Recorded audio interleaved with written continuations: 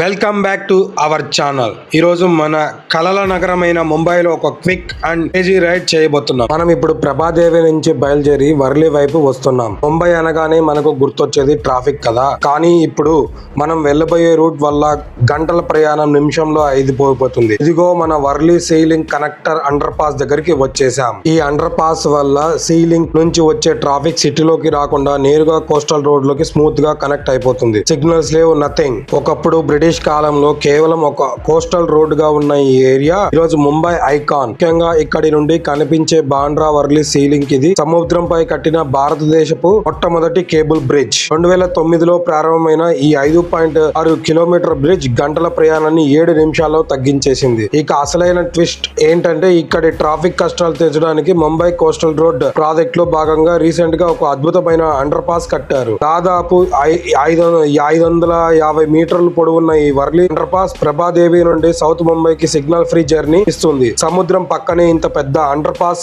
కట్టడం నిజంగా Indian engineering wonder. Bandra Worli sea link దీని నిర్మాణం 2000 సంవత్సరంలో మొదలై పూర్తి కావడానికి దాదాపు 10 ఏళ్లు పట్టింది. దీనికోసమైన అయిన మొత్తం ఖర్చు అక్షరాల 1634 కోట్ల రూపాయలు. దీనికి కనెక్ట్ అయి ఉన్న సరికొత్త వర్లీ అండర్ పాస్ మరియు coastal road project south budget వింటే మైండ్ బ్లాక్ అయిపోతుంది. దాదాపు 7 సంవత్సరాల కష్టం తర్వాత పూర్తయిన ఈ భారీ ప్రాజెక్ట్ మొత్తం ఖర్చు దాదాపు 15,000 కోట్ల రూపాయలు. భారతదేశంలోనే అత్యంత ఖరీదైన ఈ మెగా ప్రాజెక్ట్స్ ఇంజనీరింగ్ టాలెంట్ కు నిదర్శనం. మనం ఇప్పుడు ట్విన్ టన్నల్స్ దగ్గరికి అయితే వచ్చేసాము. Just look at this. మనం ఇప్పుడు ఇండియాలోనే ఫస్ట్ అండర్ పాస్ ట్వీ టన్నల్ లోపలికి ఉన్నాం. మన తల పైన అరేబిక్ సముద్రం ఉంది. మన సముద్ర మట్టానికి దాదాపు 20 మీటర్ల లోతులు ప్రయాణిస్తున్నాం. నమ్మలేకపోతున్నాం కదా. మలబార్ హిల్స్ కింద నుంచి ఈ సొరంగాలు వెళ్తాయి. అప్పట్లో గంటలు పట్టే జర్నీ ఈ టన్నల్ వల్ల జస్ట్ 10 to 15 మినిట్స్ లోపల అయిపోతుంది. లోపల safety systems, ventilation next level లో ఉన్నాయి. సముద్రం కింద ప్రయాణించడం అంటే మనకు విదేశాలు గుర్తొచ్చాయి కదా, కానీ ఇప్పుడు మన ఇండియాలోనే, అది కూడా ముంబైలో సముద్రం కింద మరియు కొండల లోపల అద్భుతమైన ట్విన్ టన్నల్ నిర్మించారు. గంటల ట్రాఫిక్ నిమిషాల్లో మార్చేసిన ఈ మెగా ప్రాజెక్ట్ వెనుక ఉన్న సీక్రెట్స్, దీనిపై ఖర్చు ఏంటో తెలుసుకుందాం రండి. ముంబై కోస్టల్ రోడ్ ప్రాజెక్ట్ లో భాగంగా కట్టిన ఈ జంట సొరంగాలు గిర్క్ చౌపాటి దగ్గర మొదలై అరేబియా సముద్రం కింద నుండి ముంబైలోనే అత్యంత ఎత్తైన మల్బార్ హిల్స్ కింద గుండా వెళ్తూ ప్రియదర్శిని పార్క్ దగ్గర బయటకు వస్తాయి. టన్నల్ పొడవు 2.07 కిలోమీటర్లు. ఇందులో విచిత్రం ఏంటంటే ఇవి సముద్ర మట్టానికి దాదాపు 17 నుండి 20 మీటర్ల లోతులో, అలాగే మర్బాల్ హిల్స్ కొండ పైన 67 మీటర్ల లోపల నిర్మించబడ్డాయి. అంటే మీరు కారులో వెళ్తున్నప్పుడు మీరు తలపై ఒక పక్క సముద్రం, మరో పక్క భారీ కొండలు ఉంటాయన్నమాట. మరి ఇంతటి కష్టమైన ప్రాజెక్ట్ ను ఎలా కట్టారు? దీనికోసం ఇండియాలోని అతిపెద్ద టన్నల్ బోరింగ్ మిషన్ అవీలాను ఉపయోగించారు. ఈ భారీ మిషన్ సముద్రం కింద ఉన్న గట్టి బస్టల్ రాళ్లను తొగిలించి 11 మీటర్ వెడల్పు ఈ జంట సొరంగాలను తయారు చేసింది. ప్రతి టన్నల్ లోపల 3 రోడ్లు ఉంటాయి. అంటే టన్నల్ కలిపి మొత్తం 6 లేన్ల రోడ్లు అన్నమాట. లోపల ఎలాంటి ప్రమాదాలు జరగకుండా అత్యాధునిక సాకాడో వెంటిలేషన్ సిస్టమ్, మరి ఆటోమేటిక్ ఫైర్ డిస్టెన్సర్లు, మరి అత్యవసర సమయాల్లో పక్క టన్నల్ లోకి వెళ్ళడానికి క్రాస్ పాసెస్ డోర్స్ కూడా పెట్టారు. ట్రాఫిక్ కష్టాలను తీరుస్తూ ముంబై ఫేస్ మార్చేసిన మన దేశపు మొట్టమొదటి అండర్ సీ టన్నల్ ఇంజనీరింగ్ ప్రతిభకు నిజమైన నిదర్శనం. సముద్రం కింద కొండల లోపల నిర్మించిన అద్భుతమైన ట్విన్ టన్నల్స్ ను దాటుకొని మనం బయటికి వచ్చేసాం. ఈ టన్నల్ ముంబై ట్రాఫిక్ ని ఎంత తగ్గించాయో తెలుసా? సౌత్ ముంబైకి సిగ్నల్ ఫ్రీగా ఎంట్రీ ఇచ్చేసాయి. మరి ఇక్కడ నుండి ముంబైకి అసలైన ఐకాన్ అయిన గేట్ వే ఆఫ్ ఇండియాకి వెళ్తే ఎలా ఉంటది?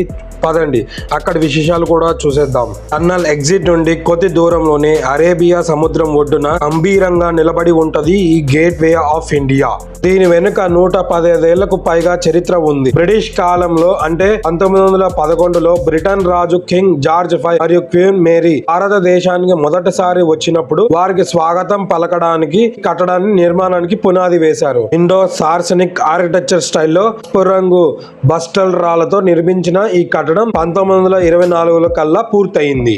26 మీటర్ల ఎత్తు ఉండే ఈ భారీ కట్టడానికి ఆ కాలంలోనే దాదాపు 21 లక్షల రూపాయలు ఖర్చు చేశారు. ఈ గేట్ వే కి మరో ప్రత్యేకత కూడా ఉంది. బ్రిటిష్ వాళ్ళు ఇండియాకు పాలించడానికి ఇందులోనే అడుగు పెట్టారు. అలాగే 1948లో చివరిగా బ్రిటిష్ సైన్యం మన దేశాన్ని వదిలి వెళ్లిపోయింది ఈ గేట్ వే ఆఫ్ ఇండియా గుండానే. అందుకే దీనికి గేట్ వే అని పిలుస్తారు. ఇప్పుడు ఈ ప్లేస్ ముంబైకి వచ్చే ప్రతి పర్యాటకుడు ఖచ్చితంగా సందర్శించే నంబర్ 1 స్పాట్. ఇక్కడ నుండి ఎలిఫెంట్ గుహలకు వెళ్లే బోట్లు కూడా దొరుకుతాయి. ముఖ్యంగా సాయంత్రం పూట చల్లని సముద్రపు గాలి, పక్కనే ఉన్న తాజ్ హోటల్ వ్యూస్ మధ్య ఇక్కడ గడపడం ఒక బ్యూటిఫుల్ ఎక్స్పీరియన్స్ ఇస్తుంది. ఇక్కడ వైబ్స్ ఎప్పుడూ నెక్స్ట్ లెవెల్ ఉంటాయి.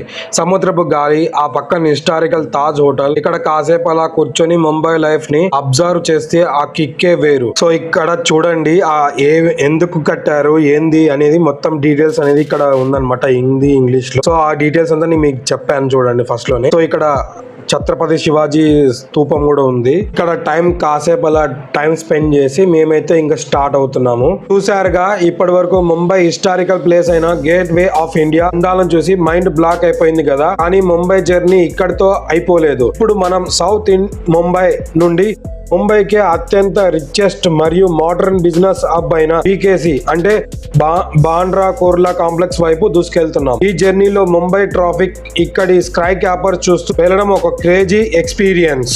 ఒకప్పుడు ముంబైలో బిజినెస్ అంతా సౌత్ ముంబైలోనే ఆరియన్ పాయింట్ దగ్గర ఉండేది. కానీ 1970లో నాటికి అక్కడ విపరీతమైన రద్దీ పెరిగిపోయింది. దాంతో ముంబైని డీకంపోజిటివ్ అంటే రద్దీ తగ్గించడానికి MMRDA వాళ్ళు 1977లో బీకేసీకి ప్లాన్ చేశారు. మిథి నది పక్కన ఉన్న ఒక లోతట్టు చింతడి ప్రాంతాన్ని డెవలప్ చేసి ఈ రోజు ఇండియాలోనే నంబర్ 1 కమర్షియల్ హబ్ గా మార్చేశారు. ఈ రోజు దీని ఇంపార్టెన్స్ ఏంటంటే నేషనల్ స్టాక్ ఎక్స్చేంజ్, సెబీ ఆఫీసులతో పాటు గూగుల్, అమెజాన్ లాంటి గ్లోబల్ జాయింట్స్ కూడా ఇక్కడే ఉన్నాయి. అంతేకాదు అంబానీ గారి luxury mall, Jio World Plaza, convention centre కూడా ఇక్కడి ప్రైడ్. బాలీవుడ్ సెలబ్రిటీల నుండి వరల్డ్ లీడర్స్ వరకు అందరికి ఇది మెయిన్ అడ్డా. ఫైనల్లీ మనం బీకేసీ లోకి అడుగు పెట్టేశాం. అసలు ఈ ఏరియాలోకి వస్తే ఇండియాలో ఉన్నామా లేక ఏదైనా ఫారిన్ కంట్రీలో ఉన్నామా అనే డౌట్ వస్తుంది. ముంబైలో ల్యాండ్ రేట్స్ అత్యంత ఖరీదైన ఏరియాలో ఇది ఒకటి. ఇక్కడ అంబానీ గారికి సంబంధించిన ప్రసిద్ధ జియో వరల్డ్ ప్లాజా,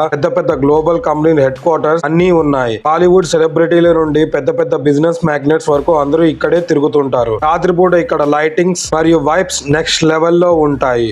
ఇంకా ఇప్పుడు మన ముంబై ట్రిప్ లోనే most awaited and best part రానే వచ్చింది. మనం ఇప్పుడు ఎక్కడున్నామో తెలుసా? ముంబైకే తలమానికమైన బాండ్రా వర్లీ సీ లింక్ పైన ఉన్నాం. ఇందాక వీడియో స్టార్టింగ్ లో దీని హిస్టరీ చెప్పుకున్నాం కదా. ఇప్పుడు లైవ్ లో ఈ బ్రిడ్జ్ మీద వెళ్తుంటే వచ్చే ఫీలింగ్ మాటల్లో చెప్పలేం. సాయంత్రం వేళ అరేబియా సముద్రం మధ్యలో చల్లటి గాలిలో మన కార్ ఆ కేబుల్ బ్రిడ్జ్ పై వెళ్తుంటే అబ్బా ఆ కిక్కే వేరు. Wow, just look at the views. సముద్రం పైన దాదాపు 5.6 కిలోమీటర్ పొడవు ఉన్న బ్రిడ్జ్ మీద డ్రైవ్ చేస్తుంటే ఇండియాలో ఉన్నామా లేక ఫారెన్ లో ఉన్నామా అనే డౌట్ వస్తుంది. ఇందులో ఒక క్రేజీ ఫ్యాక్ట్ ఏంటంటే బ్రిడ్జ్ నిర్మాణంలో వాడిన స్టీల్ వైర్లు మొత్తం పొడవు మన భూమి చుట్టుకొలతతో సమానం అంటే నమ్ముతారా? అంతటి ఇంజనీరింగ్ వండర్ ఇది. 2009లో ఇది ఓపెన్ అయినప్పుడు ముంబై ట్రాఫిక్ హిస్టరీనే మారిపోయింది. ఈ బ్రిడ్జ్ రాకముందు వర్లీ నుండి బాండ్రా వెళ్లాలంటే సిటీ ట్రాఫిక్ లో నరకం చూస్తూ గంటన్నర పట్టేది. కానీ ఈ సీలింగ్ పుణ్యమా అని సముద్రం మీద కేవలం 7 నుండి 8 నిమిషాలు మనం బాండ్రా టోల్ ప్లాజా దాటేసి అవతలికి వచ్చేసాం.